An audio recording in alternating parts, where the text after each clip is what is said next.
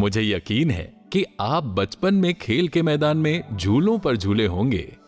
क्या आपने कभी सोचा है कि जब आप झूला झूलते हैं, जॉगिंग करते हैं, दौड़ते हैं या साइकिल चलाते हैं तो क्या होता है? ये सभी गतिविधियां गति दर्शाती हैं। आइए आज गति के बारे में सीखते हैं।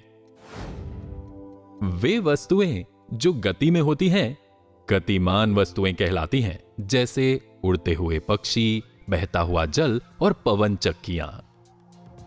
वे वस्तुएं जो अपनी स्थिति के सापेक्ष स्थिर होती हैं स्थिर वस्तुएं कहलाती हैं, जैसे वृक्ष, भवन और पर्वत।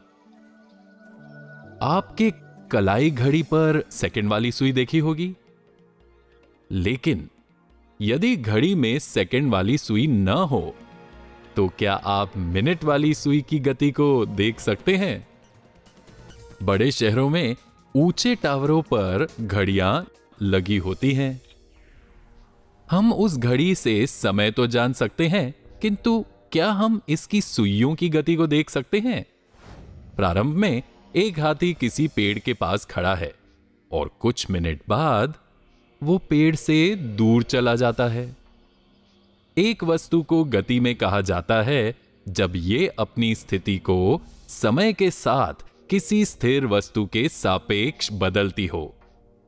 उदाहरण के लिए, एक चलती हुई बस, एक घूमता हुआ पंखा, एक उड़ता हुआ पक्षी आदि। आपने देखा होगा कि पिस्टल से दागी गई गोली सीधी जाती है, अतः इसे रैखिक गति कहा जाता है। एक आनत तल पर फिसलने वाला बच्चा रैखिक गति में होता है। पालने के झूलने की गति को दोलनी गति कहा जाता है। दौड़ते हुए बच्चे की कोई विशिष्ट गति नहीं होती है, अतः इसे अनियमित गति कहा जाता है। जब एक पुस्तक को मेज पर सरकाया जाता है तो उसकी स्थिति बदल जाती है, इसे रैखिक गति कहा जाता है। वायु में कीड़ों और तितलियों की गति किसी निश्चित पथ के अनुदिश नहीं होती है। ऐसी गति को यादृच्छिक गति कहा जाता है।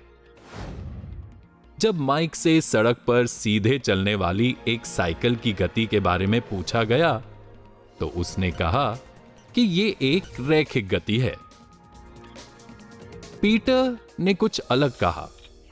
उसने कहा कि चूंकि साइकिल का पहिया समय के नियमित अंतराल के बाद अपना घूर्णन पूरा करता है, इसलिए यह आवर्ती गति होनी चाहिए। झूले की गति को दोलनी गति के साथ साथ आवर्ती गति भी कहा जाता है। चलिए हमने जो पढ़ा उसे सारांश में समझते हैं। वे वस्तुएं जो गति में होती हैं गतिमान वस्तुएं कहलाती हैं। वे वस्तुएं जो अपनी स्थिति के सापेक्ष स्थिर होती हैं स्थिर वस्तुएं कहलाती हैं। एक वस्तु को गति में कहा जाता है जब ये अपनी स्थिति को समय के साथ किसी स्थिर वस्तु के सापेक्ष बदलती हो। अब जबकि आप खेल समाप्त कर चुके हैं तो आपको गति की मूल बातों का एहसास हो गया होगा। क्या आप जानते हैं कि गति कई प्रकार की होती है? जानने के लिए बने रहें। Keep imbibing. We believe in you.